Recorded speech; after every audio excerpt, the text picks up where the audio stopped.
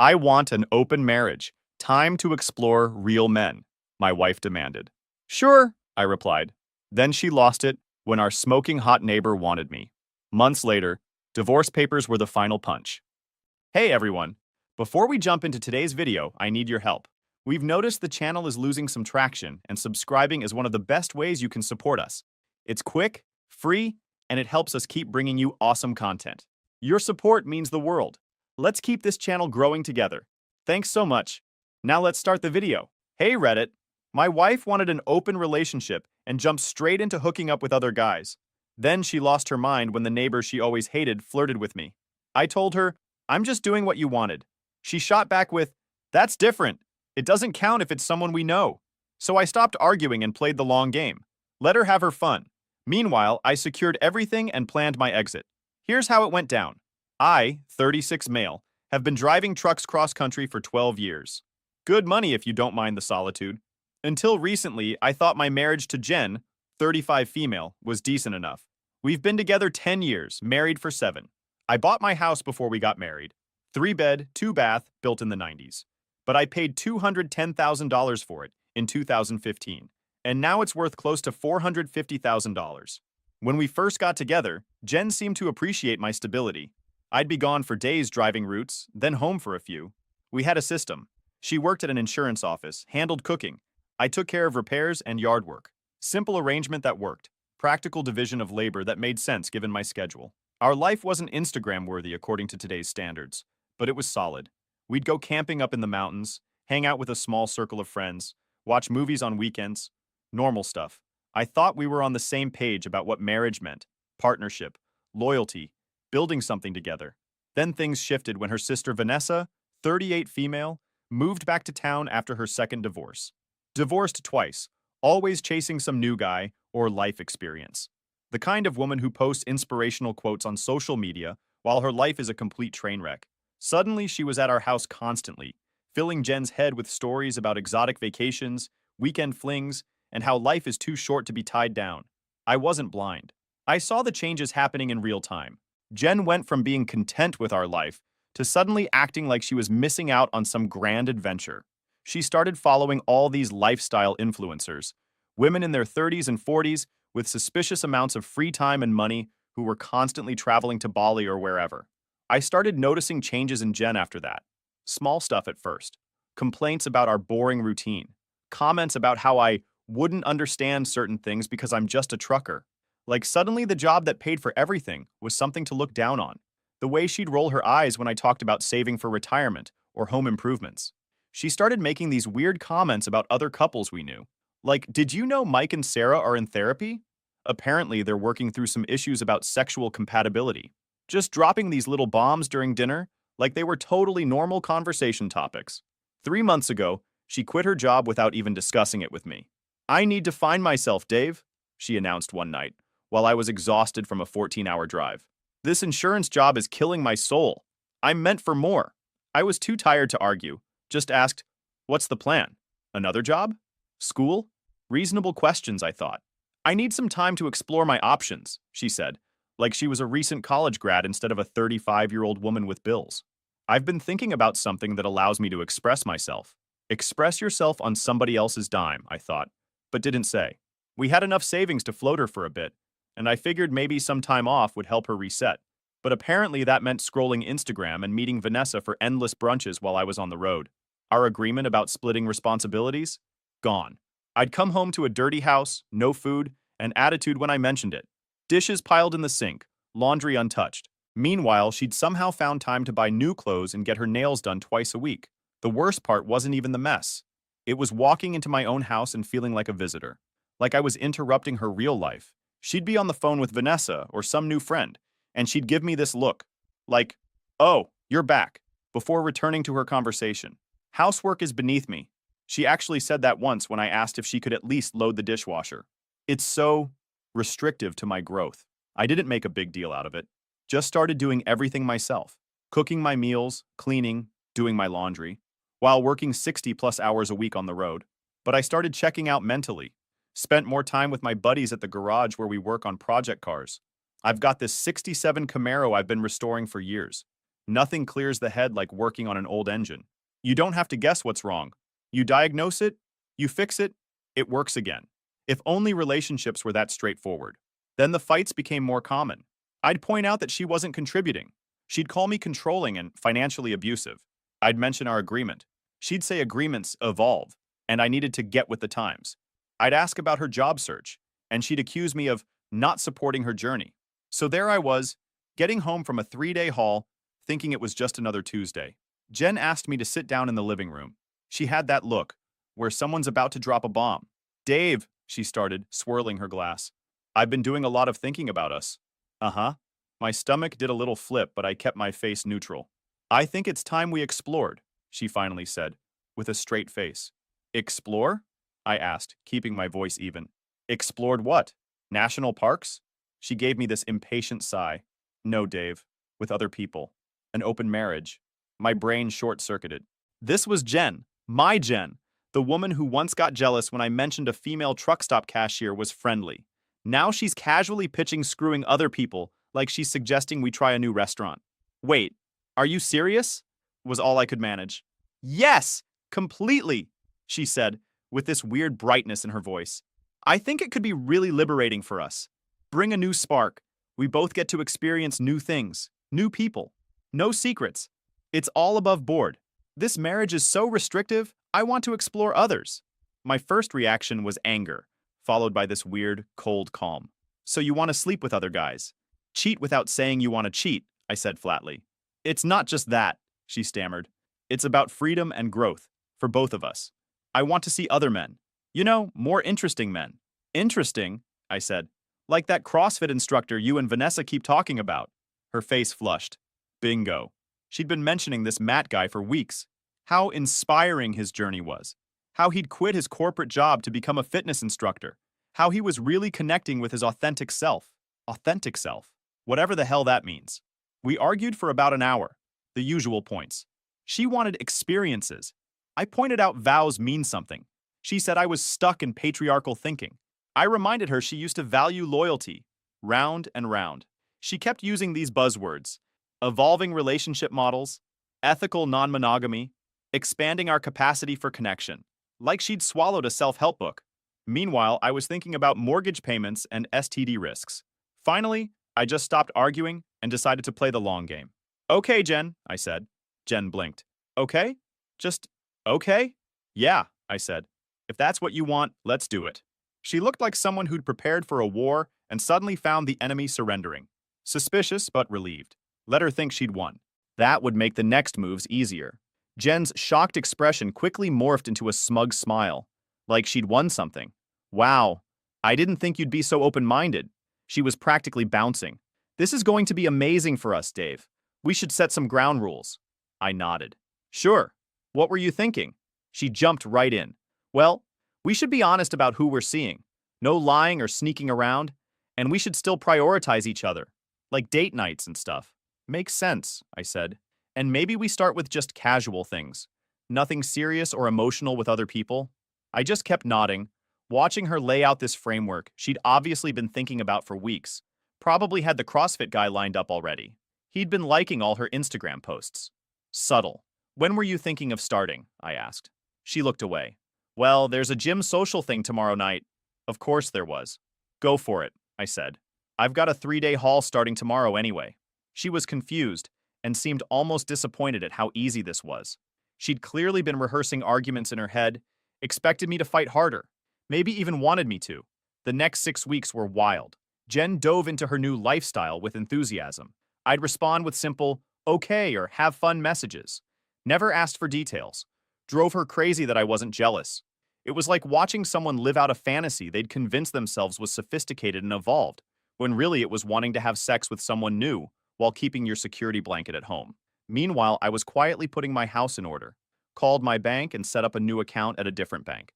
Started moving small amounts over. Nothing suspicious, just enough to build a safety net. Documented everything happening in our marriage in a password-protected file. Scheduled a consultation with a divorce attorney during one of my longer hauls. I also stepped up my gym routine. Started doing heavy compound lifts, added cardio, lost 15 pounds of fat, started gaining muscle, started taking better care of myself overall. Figured if I was going to be single again, might as well be the best version of myself. The attorney Mike had seen it all before. Classic case, he said, after I explained the situation. She wants to have her cake and eat it too. Your house is premarital, so that's protected. No kids makes it cleaner. Keep documenting everything and don't confront her yet. Mike was this no-nonsense guy in his 50s. Divorced twice himself, ironically enough. Said his own experiences made him better at his job. Could spot the patterns because he'd lived them. Women like your wife, he said, leaning back in his chair. They think they've got it all figured out. Think they can have the freedom of being single with the security of being married. Doesn't work that way. I followed his advice, kept my head down, let Jen have her fun, and quietly prepared for the inevitable. About 2 months into this arrangement, the other shoe dropped. There's a neighbor, Amanda, 35 female, who lives 2 doors down, hot as hell, fitness instructor type, always in yoga pants. For years, she'd been too friendly with me, according to Jen, who'd made jealous comments about it. Amanda would sometimes chat with me when I was working on my truck in the driveway. Simple stuff, cars, neighborhood gossip. I'd always kept it strictly neighborly, out of respect for my marriage. Amanda was single, no kids, taught fitness classes at a studio downtown. One Saturday, I was changing the oil in my truck when Amanda came over. Hey, neighbor, she smirked, leaning against my toolbox. Haven't seen you around much lately. Been on the road a lot, I said, wiping my hands on a rag. She looked good. Tank top, shorts, the works. She smiled at me different than before, more intent. So I heard through the grapevine that you and Jen have some kind of arrangement now? I looked up at her. Where'd you hear that? Small neighborhood. Jen's been seen around with that guy a few times. Pretty obvious what's happening. She shrugged. Just curious if it goes both ways. Before I could answer, Jen's car pulled into the driveway. Her face when she saw Amanda talking to me, priceless. Pure panic. She practically ran over. Dave, what's going on? Amanda smiled innocently. Just saying hi to Dave. Right, Jen said, eyes darting between us. Dave, can I talk to you inside for a minute? The moment we were through the door, she exploded. What the hell was that? You and Amanda? We were just talking, I said calmly, like we've done for years. Don't play dumb. She was practically undressing you with her eyes. I raised an eyebrow. And that's a problem because it's Amanda. The woman I've been telling you for years has a thing for you. I leaned against the counter. I thought we had an open marriage now. Isn't that what you wanted? To explore? Her face went through about 5 different emotions. That's different. Amanda is someone we see all the time. It would be weird and messy. So your CrossFit instructor is fine, but my neighbor isn't? Interesting. It's not the same, she insisted. He's just casual. No emotions. And you know Amanda wouldn't be casual because she's had a thing for you forever. She'd want more. Jen was practically yelling now. I stayed perfectly calm. So your problem isn't that I might hook up with someone else? Your problem is that it might be someone who actually likes me. That's not what I said. It's exactly what you said, Jen. You're fine with me having meaningless sex with strangers, but God forbid I connect with someone who might actually care about me. The fight continued for hours. Her position kept shifting. First, Amanda was off limits because she was a neighbor, then because she was Jen's enemy, news to me, then because open marriages should be about new experiences, not old crushes. I finally just walked out and went to the garage. Spent the rest of the day working on my project car. Gave me time to think. The next few weeks were tense. Jen continued her exploration with CrossFit Matt and apparently some other guy she met at a bar. Meanwhile, I was under surveillance. She'd randomly come home early when I was off work. Started checking my phone when she thought I was sleeping. Even tried to get the password to my new email account. I gave her nothing to find, which only made her more paranoid. The emptier the treasure chest, the more convinced she became that I'd hidden the real goods somewhere else. Classic projection. She was being shady, so obviously I must be too. My focus shifted entirely to self-improvement. I was hitting the gym 5 days a week now. Started reading books on finance and investment during my long hauls. Reconnected with old friends I'd lost touch with during my marriage. Had actual hobbies again. I was honestly in the best shape of my life. Down to 185 from 215, bench pressing more than I had in my 20s. There's something therapeutic about pushing heavy weight when your life feels out of control. Can't fix your marriage? At least you can add another plate to the bar. The divorce lawyer became my unofficial buddy. I'd call him during long stretches of highway, update him on the latest developments, and he'd remind me to stay the course. Document everything. Don't engage. Let her dig her own grave. Then Amanda upped the ante. She texted me one afternoon. Having a small BBQ this weekend. Just a few neighbors. You should come by. Jen too, of course. I showed Jen the text. Thought she might actually explode. We're not going, she snapped. She's just trying to get close to you. Maybe I want to go, I said mildly. Good food, neighbors. Normal social stuff. While you ogle Amanda in her bikini? I don't think so. Interesting how you get to go on actual dates with other men, but I can't attend a neighborhood BBQ. That's different and you know it. Different how exactly? She couldn't articulate it without admitting the hypocrisy. Just kept saying it was different, and I was being deliberately obtuse. I went to the BBQ anyway. Jen refused to come. It was exactly what Amanda said. Just a few neighbors, good food, drinks. Completely innocent. Amanda and I talked, but nothing inappropriate happened. One of the other neighbors, this older guy named Frank, who'd been in the neighborhood forever, pulled me aside at one point. Heard about your situation, he said, handing me a drink. Went through something similar with my first wife back in '92. These open marriage things never work out the way they're pitched. Someone always has an agenda. Frank had this weathered face that had seen it all. Vietnam vet, retired now, but still built like he could handle himself. The kind of guy who'd give you the shirt off his back but wouldn't hesitate to tell you when you were being an idiot. How'd yours end? I asked. He chuckled. Caught her with my so-called best friend. Turns out the open part was just for her, not for me. Classic bait and switch. He took a sip of his drink. Divorced her. Lost the house because I didn't know any better back then. Best thing that ever happened to me, though. Married Helen 6 years later. Been together 30 years now. When I got home, Jen was waiting. Did you fuck her? Excuse me? Amanda, did you fuck her? Don't lie to me. Wait, why would that be a problem to you? Didn't we open our marriage? Amanda is the problem. Yeah, sure. She was boiling. Checked my clothes for perfume. What TF are you doing? Seriously? Sniffing? The irony was so thick you could cut it with a knife. Her checking for evidence of cheating while she had hickeys she wasn't even bothering to hide. Stop lying to me. Dear Lord. The next day, Vanessa showed up at the house while Jen was out with one of her guys. Just happened to stop by. Dave, she said, walking in without waiting for an invitation. We need to talk. About what? I asked, not bothering to get up from the couch. About what you're doing to Jen. She's a mess. I actually laughed. What I'm doing to Jen? That's rich.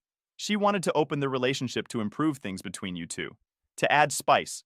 Not so you could chase the first piece of ass that showed interest. Interesting. Vanessa sat down uninvited. Jen cares about you. She's just trying to find herself. In other guys' beds. Don't be crude. This was supposed to be a mutual growth experience. Mutual, I repeated. So why is it a problem that I went to a neighborhood BBQ? Because your intentions weren't pure. You were trying to hurt Jen. By eating a hamburger? Vanessa sighed dramatically. You're being deliberately thick. Jen knows Amanda has had a thing for you for years. It's disrespectful. And Jen screwing CrossFit mat isn't disrespectful? That's different. That's just physical. There's no history there. Same BS, different messenger. I stood up. Vanessa, with all due respect, which is none, this is between me and Jen. You encouraged her to find herself and to open our marriage. Don't act surprised when it doesn't play out exactly how you imagined. That night, Jen tried a different approach. Came home wearing next to nothing. Tried to seduce me. I wasn't interested. What's wrong? She asked. I thought we could reconnect. I'm not in the mood, I said. Is this about her? She demanded, the seductive act vanishing instantly. No, it's about me not being in the mood. You're punishing me! I agreed to exactly what you wanted. 4 months into our open marriage, I was documenting everything. Every fight about her double standards. Every time she came home late from being with another guy. Every dollar she spent from our joint account on her new lifestyle. Clothes, dinners, hotel rooms. I had a separate email account she didn't know about where I forwarded all our text conversations. Screenshots of her social media where she'd post vague shit about finding herself and exploring new connections, while in the same breath complaining about trust issues and emotional betrayal when referring to me. The mental separation was complete. I looked at her like a stranger now. There was one night, about 3 months in, when I came home unexpectedly early from a route. Walked in to find Jen and Vanessa sitting at our kitchen table with a bottle of seltzer water between them, planning what sounded like my financial execution. Just need to figure out how to get your name on the deed somehow, Vanessa was saying, or at least establish that you've contributed significantly to its value. I backed out silently, then made a show of coming in loudly a minute later. They switched topics immediately, but the damage was done. These weren't just two sisters exploring modern relationship structures. This was a coordinated effort to take me for everything I had. My lawyer was building a solid case. In our state, adultery doesn't matter much for divorce, but financial irresponsibility and abandonment do. And Jen was checking both boxes. She quit her job, contributed nothing to the household, and spent our money freely. Meanwhile, I paid the mortgage on my premarital home, all the bills, and still handled the maintenance and cleaning. Classic abandonment of marital duties. But I played it cool. Didn't confront her. Didn't rock the boat too much. Just quietly moved on and prepared. Meanwhile, my physical transformation continued steadily. My confidence was through the roof compared to where I started. Clothes fit better. Posture improved. Even my boss commented on the positive changes. "Whatever's going on with you," he said once, "keep doing it. You're looking good, working better than ever." Amanda had become an unexpected ally. Not romantically, but as someone who saw through Jen's BS. "She was at the coffee shop yesterday," Amanda texted me during a haul to Cincinnati, "with some guy, acting all coupley." Then she had the nerve to give me a dirty look when she saw me. Jen was living a double life. The devoted wife when it suited her, the single party girl when it didn't. I also installed security cameras in the common areas of the house. Completely legal since it was my premarital property. I didn't tell Jen about them. They captured her bringing guys over when I was on the road, something she'd specifically said she wouldn't do. "Our bed is our space," she'd claimed when setting the initial rules. That rule apparently only applied to me. The cameras also caught her going through my desk drawers, checking my mail, searching for God knows what. Financial documents probably, or evidence of my own indiscretions that she could use against me. I also overheard her and Vanessa bad-mouthing me in my own living room, planning how to handle me, discussing what they'd do with the house when the time comes, as if it would ever be hers. "I just need to keep him pacified until I figure out my next move," Jen said. "Matt's fun, but he's not exactly husband material. And I need to be smart about this house. It's worth a fortune now with the market the way it is." They went on to discuss how she might claim partial ownership of the house despite it being my premarital asset. Vanessa suggested claiming she'd contributed significantly to its upkeep and improvement, which was laughable given she'd never so much as changed a light bulb. I sent the recording to my lawyer. He was gleeful. "This is gold," he said. "Clear evidence of intent to defraud. Keep recording." I did. Every conversation, every fight, every lie. All documented, all saved, all sent to my lawyer. Meanwhile, my exit strategy was taking shape.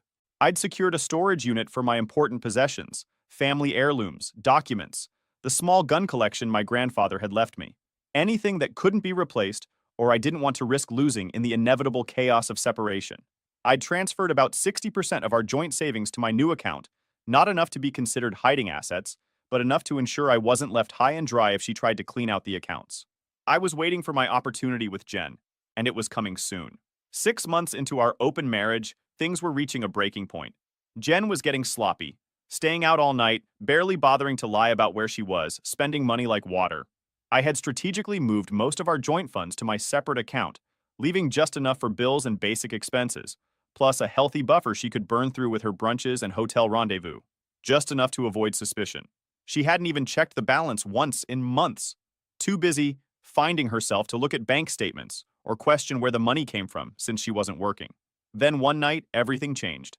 I came home from a 3-day haul to find Jen and CrossFit Matt in our living room, drinking and looking very comfortable. "Dave," she said with fake brightness. "You remember Matt?" Matt looked uncomfortable but tried to play it cool. "Hey man, good to finally meet you properly." He was exactly what I expected. Mid-30s, expensive haircut, the kind of muscles that come from focusing on mirror muscles and skipping leg day. Wearing one of those tech fabric shirts that cost $80 but are essentially just polyester. Seeing Matt there, feet up on my couch, that was bad. Watching him pour my birthday Lagavulin into a solo cup, that was the final straw. I set down my duffel bag. "You're drinking my Lagavulin," Jen waved dismissively. "Don't be petty. I bought that bottle." She hadn't. It was a birthday gift from my brother that she had watched me open last month. But that wasn't the point. "You brought him to our house," I said flatly. "That was one of your rules. No bringing people to our home." "I think we're past that now," she said with an eye roll. "It's been 6 months. The rules evolve. Like they evolved about Amanda?" Matt looked between us, clearly sensing the tension. "Maybe I should go." "No, stay," Jen insisted, putting her hand on his arm. "Dave's just being dramatic. This is my house, too. Something in me snapped at that moment. I was done. Actually, I said calmly, it's not. Excuse me? Jen's eyes narrowed. This house isn't yours. It never was. I bought it before we were married. You've contributed nothing to the mortgage, taxes, or upkeep. Legally, you're a tenant at best. Her face flushed with anger. How dare you? We're married. What's yours is mine. That's not how premarital assets work in this state, I said. But I'm sure Vanessa told you that when you were discussing how to take my house when the time comes. Jen's face went white. Matt looked like he wanted to disappear through the floor. What are you talking about? She stammered. I heard you. You and Vanessa. Planning your next move. Discussing how to claim my house. Calling me a sucker. You were spying on me? She shrieked. Not spying. Protecting my assets from someone who's explicitly stated her intention to take them. Matt stood up.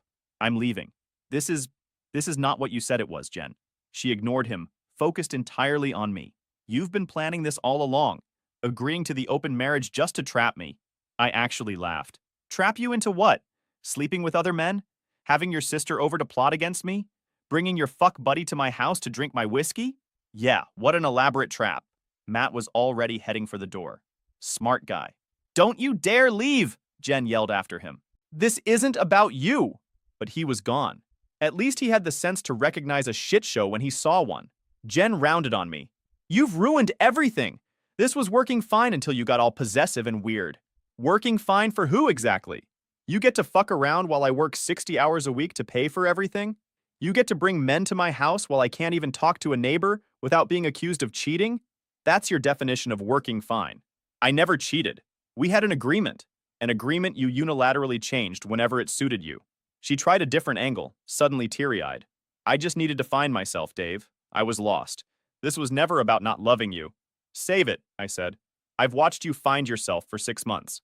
Turns out, what you found was that you like screwing other guys while having a stable provider at home. Well, that arrangement is over. What does that mean? She asked, suddenly wary. It means I'm done. I've been done for months. I've just been waiting for the right time. The right time for what? Her voice had gone small. To end this farce of a marriage. She stared at me. Then her expression hardened. Fine, if that's what you want. But don't think I'm walking away with nothing. I know my rights. Half this house is mine. Half your pension. Half of everything. I smiled. We'll see about that. I crashed at a motel that night. By morning, I was on the phone with my lawyer. It's time, I told him. She brought one of her guys to my house. Drinking my stuff. He was ready. Papers were prepped. Everything organized to maximize my position and minimize her claims. I headed back to the house to grab another round of clothes before I hit the road again. Jen was waiting like she'd been standing there all night. Red eyes, messy bun, and of course, Vanessa lurking nearby like her personal attack dog. They were suddenly all about being civil. Jen wanted to talk next steps. Apparently, she and Vanessa had already been scoping out divorce attorneys. The plan now was to do it amicably. Their words, not mine. Vanessa had the nerve to suggest that Jen deserved probably at least 60 or 70% of everything, since I was clearly the one breaking the marriage contract. Pure delusion with zero legal basis. But they both nodded like it was established law. Jen acted like she deserved a cut of everything. Claimed she contributed by being present, emotionally supportive, the whole script. Vanessa doubled down, saying Jen had been the backbone of the household. I didn't even argue. No point. The reality was simple. She didn't clean, didn't work, didn't maintain a thing.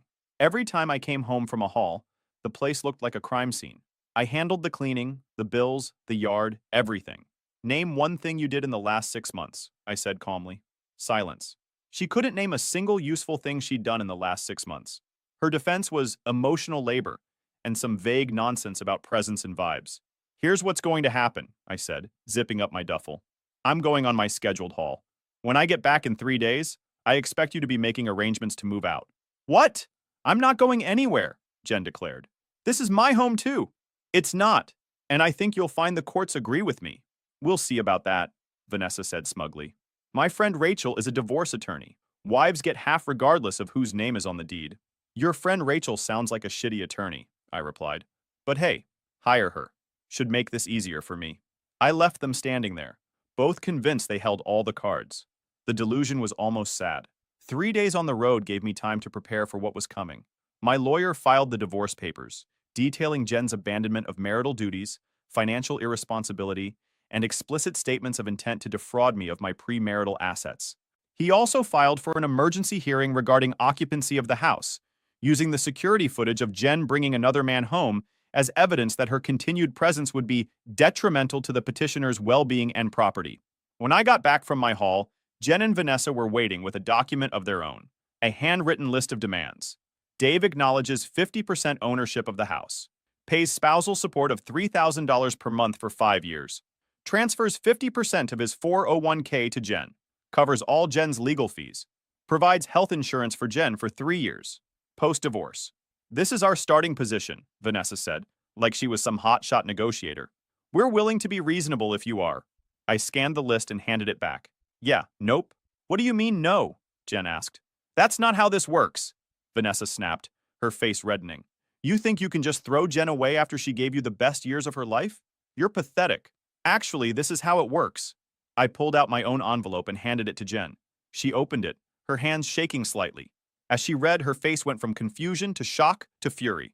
"What is this BS?" she demanded. "These are lies. They're all documented. You've been served," I said calmly. Her voice went up an octave. "You've been recording me? Perfectly legal here, and very informative. Especially your conversations with Vanessa about taking my house when the time comes." Vanessa grabbed the papers, scanning them frantically. "This won't hold up.